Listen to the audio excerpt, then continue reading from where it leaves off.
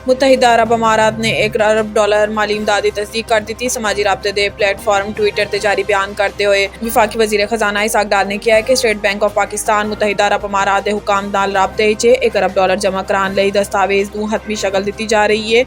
वाज़ेह रहे कि आलमी मालियाती फंड्स ने पाकिस्तान दे नाल जल्द स्टाफ लेवल मुआहदे की यकीन दहानी करवा दी है। पाकिस्तान ते IMF के दरमियान गुज़िश्ता रोज़ एक और अहम वर्चुअल इजलास होया जिहदे पाकिस्तान की क़यादत वज़ीर खजाना इसहाक डार ने की, जबकि वज़ारत खजाना इक़्तिसादी अमूर के सैकटरीज़ ते गवर्नमेंट स्टेट बैंक वाशिंगटन इजलास से शरीक हुए। इजलास के दौरान वज़ीर खजाना इसहाक डार ते डिप्टी MD IMF एंटोनिएट मनीसा ने पाकिस्तान की मुआशी सूरत हाल ते इसलाहत का तबादला ख्याल किया ते पाकिस्तान की जानिब तो IMF प्रोग्राम की पेशगी अहदाफ ते अमल दरामद का जायजा लिता। परवेज़ इलाही के खिलाफ गैर मुल्की कंपनी तो कमीशन लैन के इल्जाम से मुकदमा दर्ज। एंटी करप्शन हुकाम के मुताबिक चौधरी परवेज़ इलाही के खिलाफ मुकदमा गैर मुल्की कंपनी तो 12 करोड़ रुपए कमीशन की वसूली के मामले से दर्ज होया। मुकदमे किया गया है कि साबिक वज़ीर आला परवेज़ इलाही ने अपने 2 3 अरब 10 करोड़ की मशीनरी बैरून मुल्क तो खरीदी सी, जिहदे गैर मुल्की कंपनी तो 54% कमीशन से मामला तय होया। कंपनी ने गारंटी चैक भी दे दिता लेकिन इसकी पेमेंट ना की गई। एंटी करप्शन हुकाम के मुताबिक मामले की इंक्वायरी लई परवेज़ इलाही बार तलबी के बावजूद पेश नहीं होए। मुकदमा दर्ज हो चुका है, जल्द इन्होंने गिरफ्तार कर लिया जाएगा। दूसरी जानिब पुलिस ने परवेज़ इलाही की गुजरात रिहाइश का कंजा हाउस का मुहासरा लिया। पुलिस की 20 तो जायद गड्डियां घर के बाहर नाका लाए खड़ियां ने। रिपोर्ट के मुताबिक पुलिस आधे घंटे तो बाद बगैर किसी गिरफ्तारी के रवाना हो गई। पुलिस छापे परवेज़ इलाही ने रद्द अमल देते हुए कहा है कि बगैर वारंट घर से छापे मारे जा रहे हैं। एस फस्तानी हथकंडा तो डरन वाले नहीं हैं, सिर्फ इमरान खान का साथ देने ते गैर कानूनी हरबे इस्तेमाल किए जा रहे हैं।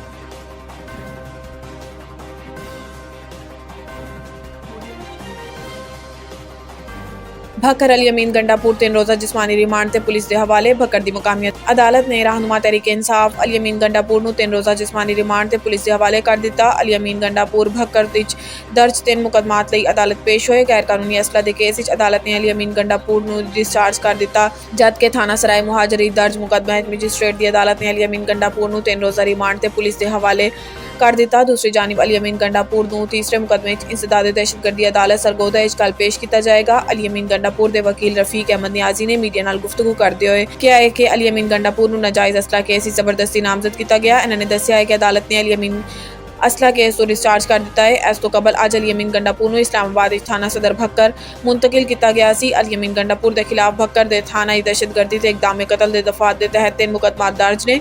इस तो कबल पुलिस ने भक्कर मुंतकिली लई रहनुमा PTI अल यमीन गंडापुर का राहदारी रिमांड हासिल किया सी। DPO मोहम्मद नवीद के मुताबिक अल यमीन गंडापुर भक्कर दर्ज 3 मुकदमात पुलिस नूं मतलूब ने।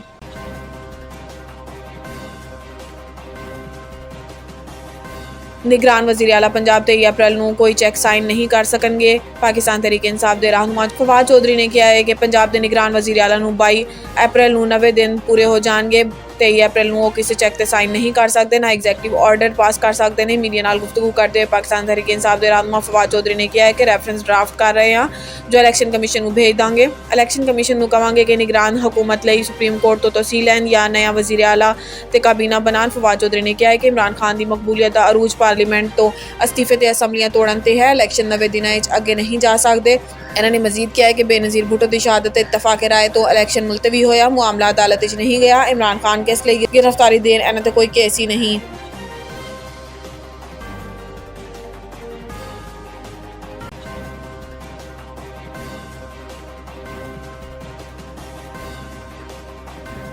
श्री रहमान दुनिया की 100 बाअसर शख्सियात की फहरिस्त से शामिल। टाइम मैगजीन की जानिब 2023 की दुनिया की 100 बाअसर तरीन शख्सियात की फहरिस्त जारी की गई थी, जिदे रहनुमावां की कैटेगरी से श्री रहमान का 6वां नंबर है। जरीदे के वैबसाइट से जारी पैगाम किया गया है कि आलमी सतह पर कार्बन अखराज पाकिस्तान का हिस्सा इंतहाई मामूली है, मगर माहौलियाती बहरान के सबब पिछले बरस एक तिहाई पाकिस्तान सैलाब डूब गया सी। टाइम मैगजीन के मुताबिक नवंबर श्री रहमान मिस्र मुनक़िद कूप 27 इजलास इन्हां दी सैलाब ज़दगान की आवाज़ बनी जो कुदरती आफत के सबब अपना सब कुछ खो बैठे सी। अमरीकी जरीदे के वैबसाइट से जारी पैगाम किया गया है कि कूप 27 इजलास इंतहाई पुरजोश तकारीर ते अनथक मसरूफियात ते मुज़ाकरात के जरिए श्री रहमान ने मंदोबीन कायल किया कि नाइंसाफ़ी खत्म की जानी चाहिए। पैगाम में मजीद किया गया है कि कूप 27 का इख्तिताम इस तारीखी फैसले से होया कि आलमी बरादरी पहली बार मुतफिक हुई कि कुदरती आफात का सामना करने वाले ममालिक लई नुकसान से तबाही फंड्स कायम किया जाए। टाइम मैगजीन के मुताबिक माहौलियाती इंसाफ की जानिब बड़ा कदम है, मगर हुण भी बहुत कम बाकी है। सानू श्री रहमान जैसी शख्सियात की जरूरत है।